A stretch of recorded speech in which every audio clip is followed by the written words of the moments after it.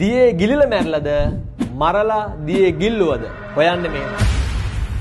ඇත්තටම මේ සිදුවීමත් වෙන්නේ ලංකාවේ. මේ සිදුවීමට පාදක වන තරුණයා අවුරුදු 16ක 17ක තරුණයෙක්. මේ තරුණ කොල්ල යනවා එයාගේ යාළුවොත් එක්ක තමන්ගේම නිවස අසල තියෙන වැවට නාන්න. වැවට නාන්න ගියාට පස්සේ එක සැරේටම එයාගේ යාළුවෝ ටික ඇවිල්ලා කියනවා අපේ යාළුවා දියේ ගිලිලා මැරුණා කියලා තරුණයාගේ අම්මා තාත්තට අසල්වාසීන්ට කියනවා. හැබැයි මේ තරුණයාගේ ඥාතීන් ඒ වගේම සහෝදර සහෝදරියෝ අම්මා තාත්තා කියනවා මේක සැකසහිත මරණයක්. මේ වැව කියන්නේ පොඩි කාලේ ඉඳන් මෙයා ආපු ගියපු තැනක්. ඒ නිසා කවදාකවත් මේ වගේ දෙයක් වෙන්න බෑ. අනිවාර්යෙන් මේක ඝාතනයක්. මේක මිනිමැරුමක්. සැක කරා මේක මරලා ඉවරලා දියේ ගිල්ලුවා කියලා. මේ සම්බන්ධයෙන් පශ්චාත් මරණ පරීක්ෂණයක් කරන්න ඕනේ. එතකොට තමයි මේක ලේසියෙන් හොයා ගන්න පුළුවන්. විශේෂයෙන් ඇත්තටම කෙනෙක් දියේ ගිලිලා මැරුණා නම් පශ්චාත් මරණ පරීක්ෂණය කරනකොට පෙනහළු වල ජලාංශු තියෙන්න ඕන. පෙනහළු වල ජලාංශු තියෙනවා නම් දියේ ගිලිලා මැරලා. හැබැයි ඇත්තටම පෙනහළු වල ජලාංශු නැත්නම් මරලා දියේ ගිල්ලලා මුලින් මරණයටපත් කළා පස්සේ දියේ ගිල්ලලා.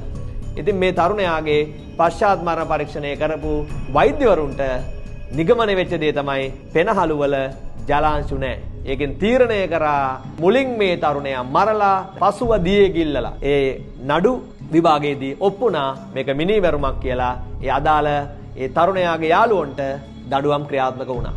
ඒ නිසා මේක ඇත්තටම මිනිමැරුමක්. මේක අපරාධයක් කියලා අධිකරණය තීරණය කරා. ඉතින් මෙන්න මේ වගේ අධිකරණ විද්‍යාවට අදාළ වැදගත් සුවිශේෂී කුතුහලයේ පිරි ත්‍රාසජනක දේවල් ඉගෙන ගන්න ඕන නම් උසස් පෙළ නීතිය හා සම්බන්ධ එකම විෂය ලොජික් කරන්න ඕන. ඉතින් මේ වගේ සුවිශේෂී කුතුහලයේ පිරි විශේෂ කතා දැනගන්න ඕන නම් ඔයත් අපේ WhatsApp group එකට එකතු වෙන්න අමතක කරන්න එපා. මේ අනාගත නීතිඥයින්ගේ වර්තමාන නවාතැන Magic No Logic මම සමීර එදිරිසිංහ